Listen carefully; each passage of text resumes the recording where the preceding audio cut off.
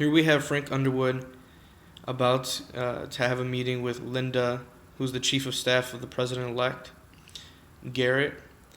And Linda's job is to softly tell Frank that he is no longer the Secretary of State nominee.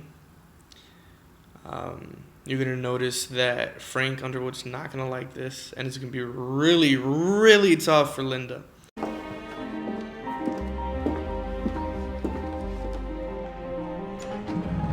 The president-elect running late? No, he couldn't make it. I'll brief him, though. Okay. This is the memo I've drafted on our Middle East policy we've been developing. Now, I want to borrow from Reagan. I'd like to coin the phrase trickle-down diplomacy. Frank, That way... I'm going to stop you there. We are not nominating you for Secretary of State. I know he made you a promise, but circumstances have changed. The nature of promises, Linda, is that they remain immune to changing circumstances. Yeah.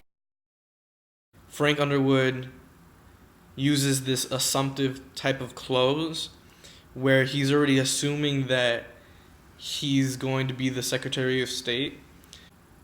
Frank Underwood also defines the nature of promises, which I thought was a great rhetorical move. Let's continue watching. Garrett has thought long and hard about this, and he's decided we need you to stay in Congress. When was this decision made? And why wasn't I part of a conversation? I'm sorry, Frank. If it had been up to me, I wouldn't have waited this long to tell you. So you knew you were going to do this? It has been an evolving discussion. It's a chicken shit move. Frank. I was vetted. Was that a ruse? No. Let's be absolutely clear. You wouldn't have won without me. You're right, but now we have to lead. And that means making tough choices. As you know, education is a top priority for us, a complete federal overhaul. But it's not just education, Frank. Congress is split. We need you there more than we need you in the State Department. Not good enough for Frank. I got you hired, Linda. Definitely hit Linda. I know. Donations, endorsements. I wrote the campaign's entire foreign policy platform. I bring years of Foreign Affairs Committee... Frank, please. I want to speak to Walker personally. The decision is made. We need you, Frank. Will you stand beside us or not? Watch, Linda is begging Frank. And that's the greatest mistake that she could do, because she's literally handing Frank all this trust. She's hoping that Frank will still be on board, which obviously through that interaction, this encounter right here, you could tell that Frank is definitely disappointed.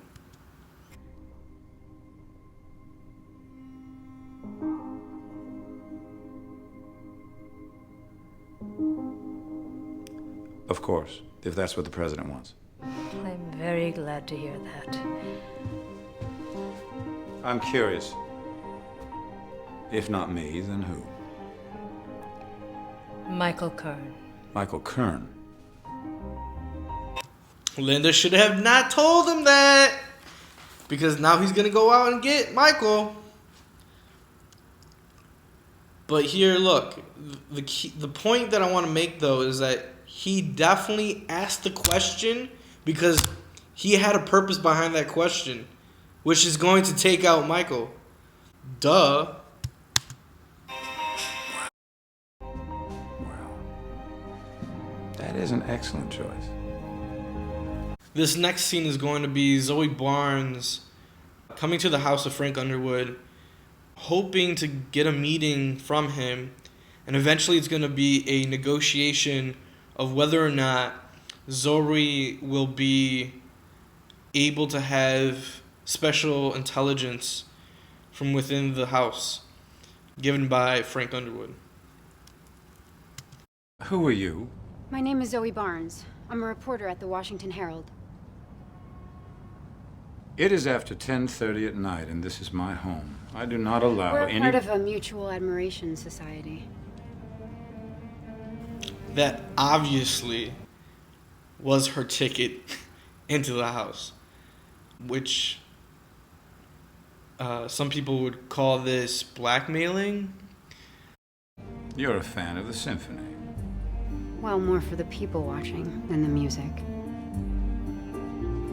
It's all right, Steve. Come on in, Miss Barnes.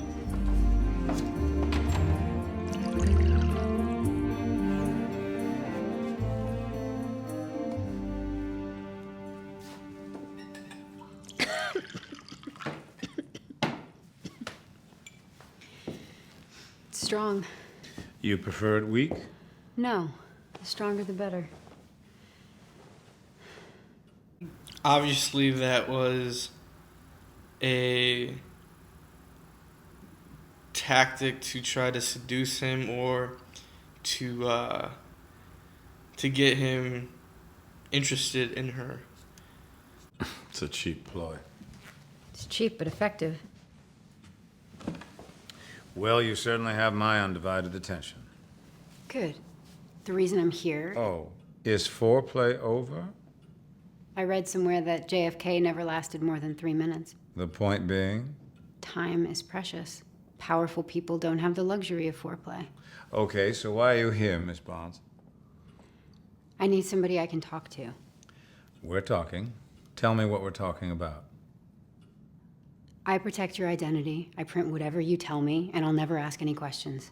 And what makes you think I don't already have such an arrangement with one of your colleagues? I love how you responded with a question to kind of turn it back on Zoe. Because if you did, you wouldn't have let me through the door. I've led a very long, very successful career avoiding this sort of intrigue with the press. I can't see any advantage in starting now. But is there any disadvantage? He doesn't care at all about this interaction. Even though he's showing, okay, so he's trying to be perceived as he's not caring at all. But in all generality, in the greater purposes of things, he knows that he could use her for the press and to take down Michael Kern. Sloppiness, for one. I promise you absolute discretion. So we're talking about trust. Use whatever word you like. Words matter very much, Miss Barnes. You should care more about them given your profession. Then yes, your trust. So which Zoe Barnes am I to trust? The one who wrote about the fireman that married the meter maid? Or the one who authored a very fine article on a new jogging path in Rock Creek Park? Don't be flattered, I read everything. I love that he actually did his research on Zoe and was well prepared. And it kind of even offended her. She knew that she could do better. Perhaps Underwood mentioned that in the negotiation to have Zoe prove herself. I'm better than what they have me doing. You know what that feels like. Do I? You'd have made a great Secretary of State. I love that line. I love it. How would she know that?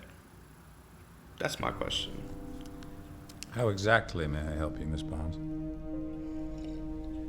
You must know the administration's legislative agenda. What's coming up first? I may. Will you tell me? What would be your guess? Education. Why? Immigration is too controversial. Tax reform isn't sexy enough.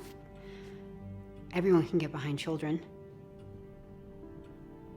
Is it education? You might very well think that. I couldn't possibly comment. A hint. It's late, Miss Barnes. Can we talk again? I hope you'll understand that I want to sleep on all this. I never make such big decisions so long after sunset and so far from dawn. Pay attention to Frank Underwood's power pose. My cell phone's on the back. Did you put Miss Barnes in the visitor's ledger? Not yet. Don't. Needless to say. Needless. Hello. Claire, this is Miss Zoe Barnes of the Washington Herald. She was just leaving. Very nice to meet you, Mrs. Underwood. Drive safe. There's a lot of ice on the road. I will. Thank you. Does that work on anybody? Does what? The push-up bra and the V-neck tee. Well, if it does, I don't know who they are.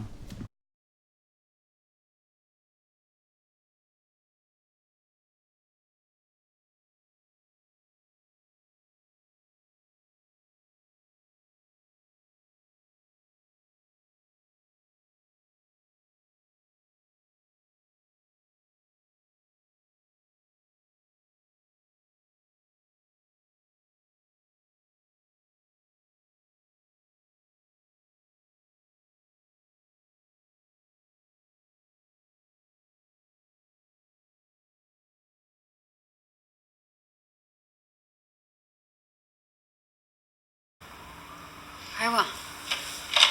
Thank you. Does that work on anybody? Does what? The push-up bra and the V-neck tee. Well, if it does, I don't know who they are.